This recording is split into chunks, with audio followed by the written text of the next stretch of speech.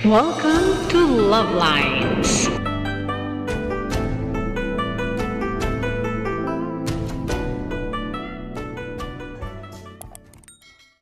Good morning Philippines and hello world. Araw ng linggo kaya tara simba tayo.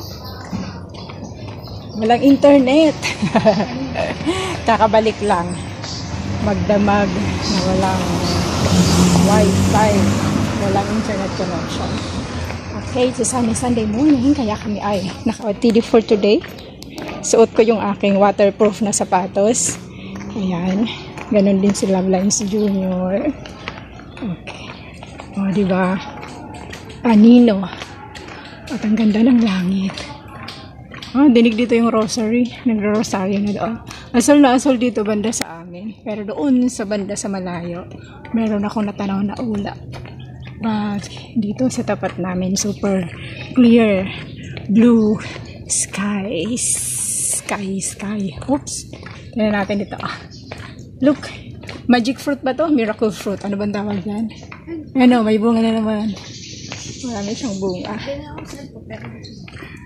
Aha. Ayun. Daming flowers. Uy, may doggy. Hi, doggy. Ano aso yun? Cute. Poodle ba yun? Bagong gupit. Mangga. Ayun yung langka at mangga. Okay. Malapit na yung oras kaya naririnig namin nag-rosary na. Siguro pagdating namin last mystery na. Ay, tapos na mag-rosary. Kaya pa-practice na yung choir. Dito ako sa gilid dadaan.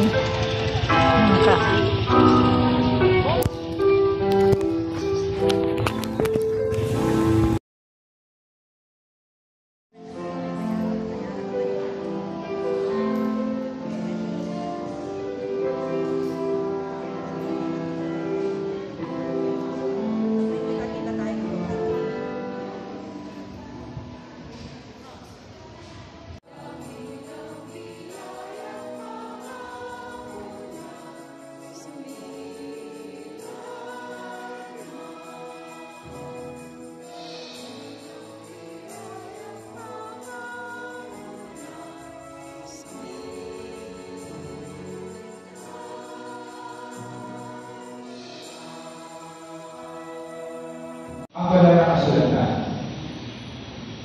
Hindi po natin makikita o mababasa ang tinatawag natin Trinity. Ngunit, makikita natin doon ang tatlong persona sa Isang Diyos. Ang Ama, Anak, at Espiritu Santo. Ang Ama, sabi na, siya ang tagapagligha. Ang Anak, siya ang tagapagligtas. At ang Espiritu Santo, siya ang tagapagpamalaan. Sanctifier o kaya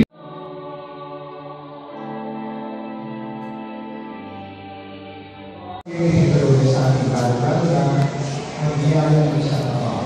Ang Ama na sa vision at sa sarili, ang Ama na tunay ng pamahal sa kanyang Panginoon. Kaya hindi natin ang kanyang pagpapaspas sa ating mga pamahal na sa ating harapan. Sumayin mo ang Panginoon. May nakita. O Diyos, ang maraming makapangyarihan, kami po ay pupuli at pagpasalamat sa iyo sa pamamagitan ng aming mga ama, ang mga ama na nasa aming harapan. Tumutulog po kami sa iyo, Panginoon, nabasbasan po ang mga amang ito, na nawa sila ay magiging mabuti ng ibawa, na nawa sila ay mapagmahal, na nawa, matutagita kayo ng pagputi sa kanyang Panginoon. Pagpalain mo sila sa pamamagitan ng iyong pananakang sa kanila. Bigyan mo sila ng kalakasan, bigyan mo sila ng karunungan, bigyan mo sila ng kalataran upang malampasan nila ang mga hamon at pagsubok sa kanilang buhay. Panginoon, kami po ay sumama sa iyo na pagpalain mo ang mga ama na rito. Nawa, sa kanilang pagpupunay sa kanilang buhay, malalaman nila ang tunay na pagmamahal mula sa iyo sa pagpagitan ng kanilang pamilya. Ito ay hindi namin Sa pangalan ni Jesus, kasama ng Espiritu Santo, magpasawalan tayo. Amen.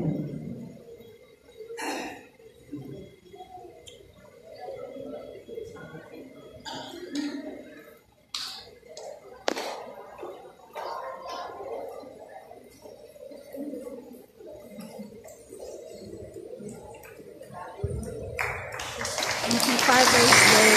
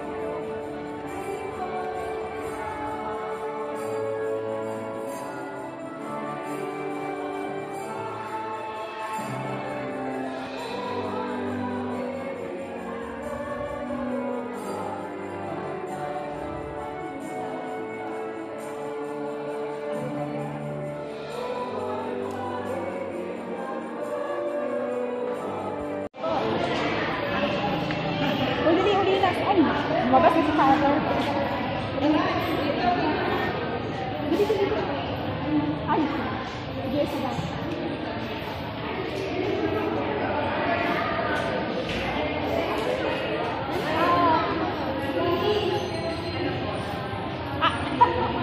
Oh.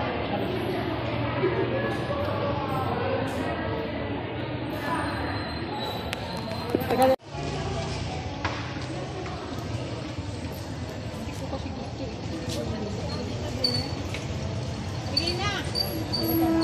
Sige nga.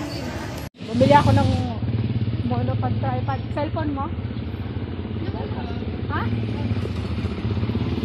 Mawawala. Dapat nasa bag. Ayos na. Nandiyan na. Okay. Feast of the Holy Trinity ngayon. Ang ganda ng ano, di ba? Yan ang every time na dinadasal ng Apostles' Creed yun ng pananampalataya natin mga Katoliko. Ngayon ang pista ng banal na Santatlo. Yung Holy Trinity, Father, Son, and the Holy Spirit. Yung Father, yung Creator, the Son, the Savior, and the Holy Spirit, the Sanctifier. Yon. Naalala ko din. So, sa una, di ba, nasa Bible nga, reflection lang sa feast ngayon. At na-discuss na rin ni Father. Yun nga, yung Father, ang tagapaglikha, ang Diyos Amang tagapaglikha, Diyos Anak ang tagapagligtas, at ang Diyos Espiritu Santo ang tagapagpabanal. Noon, nilikha ng Panginoon through love daw, yan, pagmamahal. Para maintindihan natin kasi it's a mystery, hindi nga talaga natin maintindihan. Paano pa siya magiging misteryo kung naiintindihan natin? Kaya nga siya misteryo kasi hindi mo siya maabot ng pag-iisip. So, that's really the mystery. Father, Son, and the Holy Spirit. Yung Ama ang bumuo, ang lumikha ng sanlibutan. Pero nandun, sabi nga sa John 1:1, sabi ng Panginoon, ang salita. And the Word was made flesh. Word. So, nabuo ang mundo sa pagmamahal ng Ama, ng Katang Espiritu Santo. Yung pagmamahal ng Ama, nagkasala ang mga nilikha niya. Tayo, ng mga anak niya, nagkasala, ipinadala ang ating Panginoon. Ang nagbugtong na anak, ipinadala para maligtas tayo. And then, sa katapusan ng liturgical, tama ba? Hindi pa liturgical. Sa katapusan, after, di ba, nagkaroon ng yung redemption, naganap yon sa pagpako at pagkamatay sa krus ng ating Panginoong Jesucristo. At siya ay muling nabuhay at umakyat sa langit. So, yun ang part ng Diyos anak. And then, pag-akyat nila sa langit, umakyat ng ating Panginoon sa langit, yun naman ang part ng Holy Spirit. Ang banal na Espiritu ang bumaba at nagbigay ng talino, gabay para sa mga apostoles. Sabi nga, naalala ko yun, na sinabi nila nung part ng Jesus, nung nandito pa siya sa mundo, yun yung part ng anak. Tapos, nung umakyat na siya sa langit, yung mga panahong ito, part na daw to ng Holy Spirit. Nakalimutan ko kung saan ko yung napanood, pero yun. Ito na yung panahon ng banal na Espiritu. Pakinggan natin ang banal na Espiritu kung ano sinasabi ng ating konsensya. Parang ganun yun. Okay. So, yan ang mystery of the Holy Trinity. Para maintindihan daw, sabi ni St. Patrick, kaya yung clover leaf. Diba 3 dahon yun? 3 dahon yung nagre-represent ng parang gano'n. 3 ang dahon, pero 1 dahon din siya. So, ganun din yun. Simpleng para masimplify yung ating pananampalataya. 3 persona sa iisang Diyos. Yun ang mystery. Yun ang pinanampalatayanan natin, ang Holy Trinity. Ngayon ang araw na sineselebrate natin ang Feast of the Holy Trinity. So, Happy Father's Day din pala. Yan. Happy Father's Day sa lahat ng mga tatay. Happy Father's Day, Kuya! Bago ko tapusin to, shout out muna sa mga super love stars, to the Moon family, Abs family, and Snow family. Sa lahat na aking mga channel members, maraming salamat.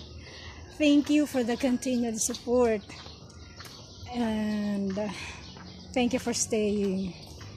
God bless you all. So my subscribers, shout out, 6K plus subscribers. Thank you so much. We're growing bigger. Maraming salamat. God bless you always. And ingatan tayo palagi. Good health. May we be blessed with all the things that we need. We have our desires in our hearts. We know what we want, but God knows what's best for us. So, ang Ama natin na nasa langit, siya ang mas nakakaalam kung anong nakakabuti para sa lahat.